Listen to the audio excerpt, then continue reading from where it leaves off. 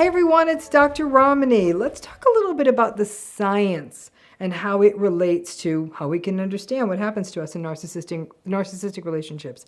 And particularly I'm going to talk about a construct that's called self-silencing that I read about that's been around for a long time, but it really does dovetail into narcissistic relationship. Let's take that on. So you wouldn't be watching this channel otherwise. You know that in order for a narcissistic relationship to work, you have to shut yourself down. The relationship is based on your convenience to them. If you're of no convenience to them, you're not bringing anything to the table, they need something, they'll be there and they'll get it. And you learn over time in these relationships, you give it to them when they want it. And then that's when the relationship works. If they want food or sex or work or time, repairs, caregiving, anything, whatever it is, depending on the relationship.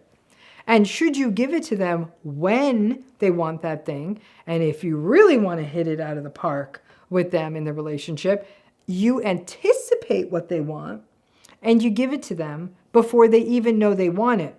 If you can do that, well, then you've created the perfectly symbiotic, well, singular, one-way biotic narcissistic relationship.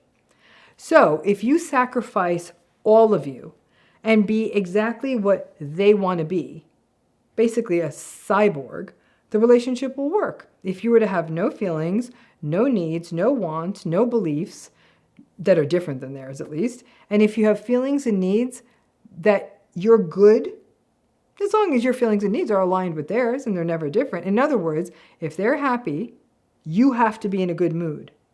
If they're having a bad day, you need to be dejected too.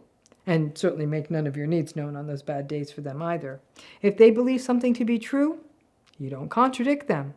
And you don't ever want to ask them for something they don't already want. Does that make sense? There is your recipe for how to make a narcissistic relationship work.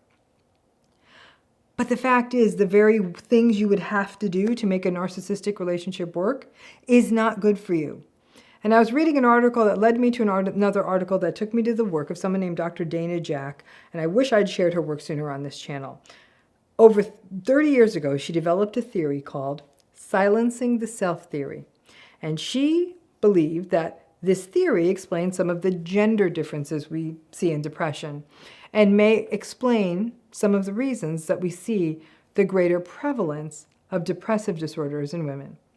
Now, her original work, again, from quite a while ago, focused on women in relationships and understanding for those women what contributed to their depression.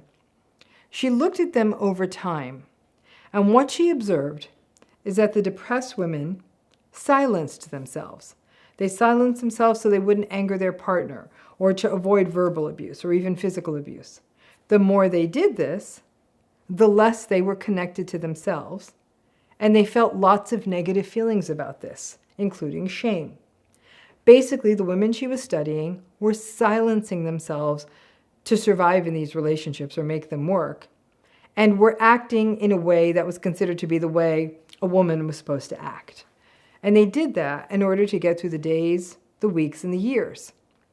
And while things might have seemed like they were working, inside they were feeling worse and worse, and this could and often did culminate in clinical depression. Her work takes on the idea that people who are less empowered, and her work has been women, but they're given a bill of goods on how they're supposed to be in their relationships, according to what the world tells them to be, which is basically in a gendered, binary, is that you have to give in, take care of other people, shut up, and put up. And then when a woman gets stuck in these relationships, she blames herself. Does any of this sound familiar? It should, because as I read her papers, it hit me that self-silencing is what happens in every narcissistic relationship. And since Dr. Jack is suggesting that if someone self-silences, and that's associated with depression, well, then that makes sense, doesn't it? Most people in narcissistic relationships self-silence and self-silence for a long time. And while, yes, there's a subset of people who do get angry and get into it with the narcissistic person, the vast majority of people over time self-silence. It's the only way these relationships would persist. Now, Dr. Jack's take on this idea of silencing the self takes in different patterns, including a person evaluating themselves on the basis of standards that other people hold, that caring for other people is more important than your own needs, keeping quiet about expressing yourself to keep a relationship intact, and looking happy in a relationship on the outside while being pissed off or miserable inside. Again, all of this sounds familiar to anyone who's been in a narcissistic relationship, right?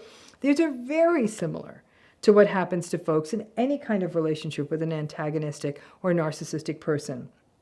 Not all, of course, but ultimately that over time, a person needs to silence their needs and wants and be what the other person needs them to be to avoid conflict, to stay safe. That's the core of a narcissistic relationship. And Dr. Jack was not studying narcissistic relationships per se, but is merely studying what happens to people who developed depression or had significant levels of depression and what was happening within them. Dr. Jack wasn't concerning herself with what the other person in the relationship was doing. Now, part of the reason that there's so much confusion, even in the field of mental health, but certainly for survivors, is how so much of this work on what people do themselves in relationships when they cannot safely be themselves, it all overlaps, right? But I think we can learn from these overlaps that there is something that happens to a person who has less power in a relationship and feels a social, a societal, or a personal pressure to silence themselves, to stay safe and feel safe in a relationship. The basic math is that when you cannot be your authentic self in a relationship, it's never going to be good for you. And the fact is, you cannot show up and be yourself in a narcissistic relationship. Therefore, logically, it stands that narcissistic relationships are not good for you. At least that's my take on it. Other people may disagree.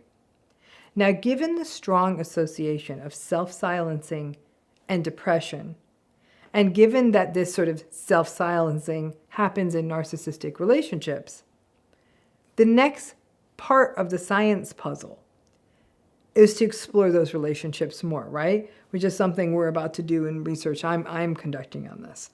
The more we have the theoretical and the data support for all of this, the more we can study this and figure out what can help people in toxic relationships.